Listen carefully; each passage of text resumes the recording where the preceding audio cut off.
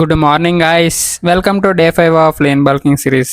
బండి సెట్కి వెళ్ళినట్టు ఈరోజు మన హెల్త్ అయితే సెట్కి వెళ్ళింది గాయ్స్. సో ఆఫీస్కి లీవ్ పెట్టి 11కి ప్రీ వర్కౌట్ మీల్ రెడీ చేసుకొని డిస్నీలో నాకు ఇష్టమైన హనుమాన్ సిరీస్ అయితే పెట్టుకొని చూసుకుంటూ మీల్ అయితే కంప్లీట్ చేసుకున్నా. నేను ఒక లైన్ రాసుకున్నా వదలమంటారా? మనం చేసేది లీన్ బల్కింగ్ సిరీస్, ఇప్పుడు నేను డిస్నీలో చూసేది ది లార్డ్ హనుమాన్ సిరీస్.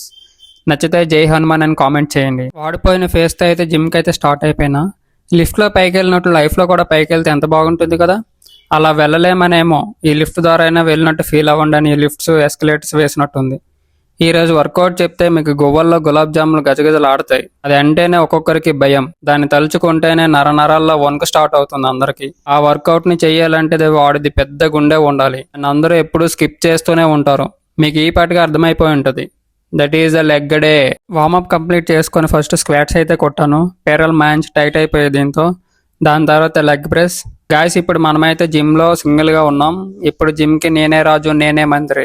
ఇలా మనం ఒక్కరమే జిమ్లో ఉండి మన ప్లేలిస్ట్లో ఉన్న మనకి ఇష్టం వచ్చిన సాంగ్ వేసుకొని జిమ్ చేస్తే ఉంటుంది చూడు మామా, వేరే లెవెల్ ఫీల్ అంతే. తర్వాత లెగ్ ఎక్స్టెన్షన్స్ కొట్టేసి కొన్ని క్లిప్స్ అయితే తీసుకున్నా రీల్స్ కోసం. తర్వాత మొత్తం వర్కౌట్ కంప్లీట్ చేసుకొని వెజిటేబుల్స్ తీసుకోవడానికి అయితే వెళ్ళిపోయే కిందికి. నా జీవితంలో ఫస్ట్ టైం ఇన్ని వెజిటేబుల్స్ తీసుకున్నా.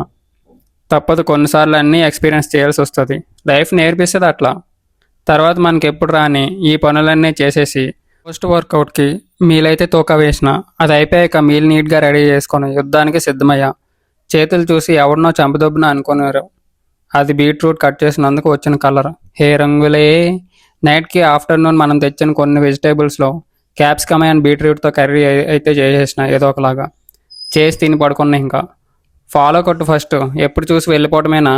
అంతో కొంత మాకు న్యాయం చేయవు.